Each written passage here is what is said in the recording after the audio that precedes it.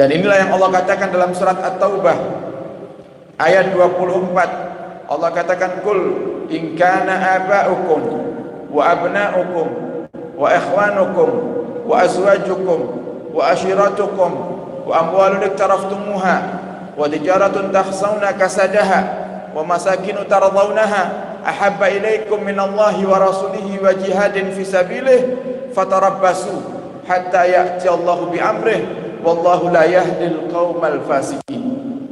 Qul, katakan wahai Muhammad kepada mereka umatmu, in kana aba'ukum, jika ayah atau orang tua kalian, wa abna'ukum, dan anak-anak kalian, wa azwajukum, dan istri kalian, saudara-saudara kalian, dan keluarga kalian, wa amwalun iktaraftumuha, dan harta yang kau cari-cari, yang kau kumpul-kumpulkan, wa tijaratun tahsawna kasadaha, dan perdagangan yang kau takuti kerugiannya, wa masakinu tardawnaha, dan tempat tinggal yang mewah yang kau bangga-banggakan, jika itu semuanya lebih kau cintai daripada Allah dan Rasulnya dan berjihad di jalannya, fatarabbasu, maka tunggulah, kata Allah. Akan datang di mana masa kau akan hancur. Jika kau tidak bisa mencintai Allah, tidak bisa mencintai Nabi Muhammad, tidak cinta dengan jihad fisabilillah, maka kau akan hancur, kata Allah Subhanahu wa taala. Hatta ya'ti Allahu bi amrih, tunggu sampai Allah datangkan perkara-perkaranya. Tunggu sampai Allah datangkan untukmu kehancuran. Wallahu la yahdil qaumal fasikin, dan Allah tidak memberikan petunjuk kepada orang-orang yang fasik. Artinya Allah menganggap orang-orang yang tidak cinta kepada Allah, tidak cinta kepada Nabi, tidak cinta dengan perjuangan dakwah, maka Allah kategorikan mereka sebagai orang-orang yang fasik, yang Allah tidak akan berikan petunjuk kepada mereka. Orang-orang yang fasik, orang-orang yang dikatakan oleh para ulama ahli fikih, orang-orang yang tidak perlu dihormati. Bahkan Al-Imam Al-Ghazali mengatakan dalam kitab Ihya-nya, orang-orang yang fasik, yang mereka jauh daripada hidayah Allah Subhanahu wa taala, jika ada salah seorang daripada kita menggunjingnya, maka kita tidak termasuk orang-orang yang menggunjing, tidak dosa. Kenapa? Karena tidak layak untuk dihormati. Nah, bagaimana dengan diri kita saat ini? Sudahkah kita mencintai Nabi kita Muhammad sallallahu alaihi wasallam? Jika belum, ayo kita tumbuhkan cinta kepada Nabi Muhammad. Bagaimana cintanya Nabi kepada kita? Sehingga Nabi katakan dalam sebuah hadisnya, "Wallahi inni la arhamukum ashadda rahmatan min abaikum wa min anfusikum li anfusikum," kata Nabi Muhammad. Demi Allah, aku menyayangi kalian, aku cinta kepada kalian melebihi cinta kedua orang tua kalian. Bahkan aku cinta kepada kalian melebihi daripada cintanya kalian kepada diri kalian sendiri. Ini sebuah pengakuan daripada Nabi kita Muhammad sallallahu alaihi wasallam. Akan tapi Bapak Ibu, pengakuan Nabi itu tidak seperti pengakuan kita. Kalau kita sering mengaku tentang sesuatu, tapi kenyataannya terkadang kita dusta. Kita sering mengaku cinta kepada Nabi Muhammad, padahal di hati kita kosong daripada cinta kepada Nabi Muhammad. Nabi Muhammad mengatakan, aku sayangi kalian, aku cinta kepada kalian melebihi cintanya orang tua kalian. Ini ada buktinya. Tidak asal Nabi itu mengatakan, tidak asal Nabi itu cuma mengaku-ngaku. Di antara buktinya adalah Nabi Muhammad pernah mengatakan, wallahi, demi Allah, seandainya di antara kalian ada yang kakinya tertusuk duri, fa wallahi la ajidu alamaha fi qalbi, demi Allah, rasa sakit yang kalian rasakan ketika kaki kalian tertusuk duri itu, aku merasakannya dalam hatiku. Allahumma salli ala sayyidina Muhammad. Allahumma salli ala sayyidina Muhammad. Kita punya orang tua yang sangat kita cintai. Di antara semua orang-orang yang ada di sekitar kita, orang tua kitalah yang mungkin saat ini paling sayang kepada kita.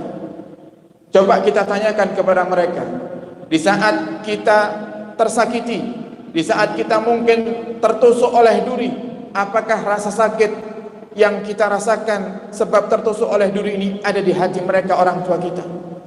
Atau mungkin kita sebagai orang tua, di saat anak kita terjatuh, apakah kita merasakan sakitnya itu dalam hati kita?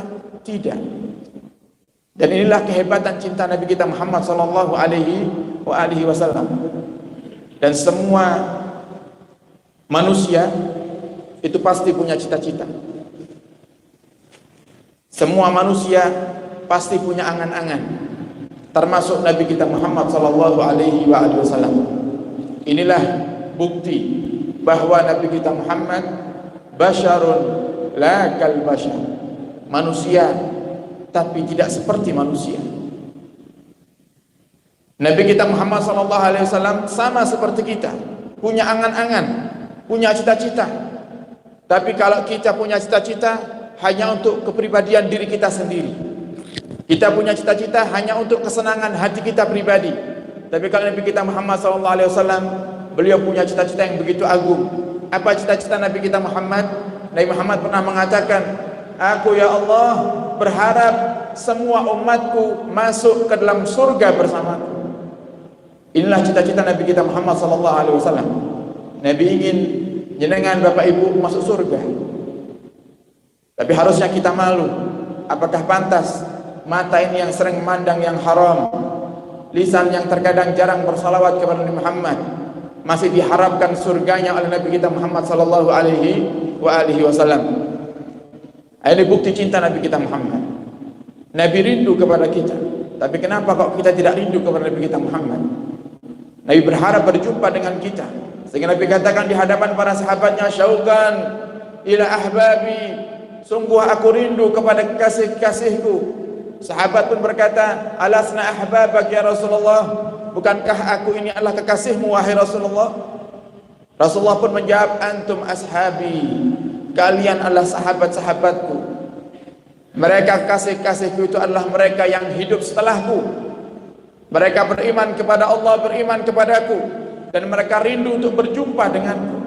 Nabi rindu dengan kita, umatnya yang tidak pernah berjumpa dengannya. Nabi rindu dengan kita, Nabi kepingin berjumpa dengan kita. Tapi kenapa tidak ada sedikit pun rasa rindu dalam hati kita untuk berjumpa dengan Nabi kita Muhammad sallallahu alaihi wasallam? Ini adalah sebuah kenyataan bahwasanya hati kita sudah jauh dari Nabi Muhammad. Hati kita sudah jauh daripada jalur dan jalan yang diajarkan Nabi kita Muhammad sallallahu alaihi wasallam. Kita punya Nabi Bapak Ibu luar biasa baiknya kepada kita. Di setiap malam Nabi kita Muhammad mendoakan kita. Pernah suatu hari Nabi kita Muhammad di tengah-tengah daripada ibadahnya di tengah malam, Nabi mengangkat tangannya seraya berkata, Allahumma ghfir li Aisyah ma qaddamat wa ma akharat, ma a'lanat wa ma asarrat. Ya Allah, ampunilah dosa istriku Aisyah, dosa yang dulu, dosa yang sekarang ya Allah, dosa yang dia lakukan sembunyi-sembunyi dan dosa yang dia lakukan terang-terangan ya Allah.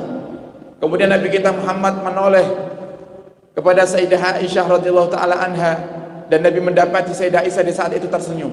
Dan Nabi katakan kepada Aisyah, asarurti ya Aisyah, apakah engkau senang wahai Aisyah dengan doaku? Sayyidah Aisyah pun menjawab, bagaimana tidak ya Rasulullah? Doa seorang Nabi, kekasih Allah, pasti akan diterima oleh Allah subhanahu wa ta'ala, pasti akan dikabulkan oleh Allah subhanahu wa ta'ala.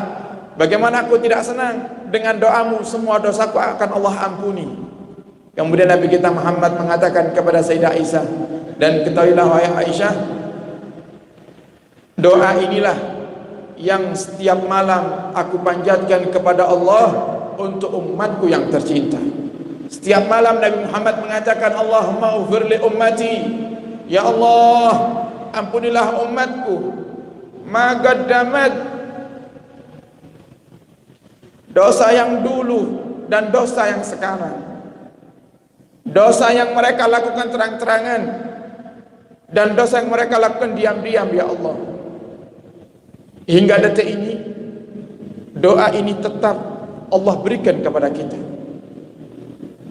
Yang dimaksud umat Nabi Muhammad tidak hanya para sahabat. Inilah keberuntungan kita umat Nabi Muhammad. yang hingga detik ini walaupun kita tidak pernah berjumpa dengan Nabi, tidak pernah melihat Nabi, Allah masih tetap memberikan kepada kita titel yang begitu luar biasa, yaitu umatnya Nabi Muhammad. Maka doa Nabi ini pun juga hingga detik ini kita dapatkan daripada Allah Subhanahu wa taala. Nabi doakan kita yang tiap hari kita bermaksiat kepada Allah. Mungkin ketika di majlis seperti ini kita bertobat, nanti maksiat lagi, tobat lagi, maksiat lagi. Di antara yang menyebabkan dosa-dosa kita diampuni oleh Allah, salah satunya adalah doa daripada Nabi kita Muhammad sallallahu alaihi wasallam.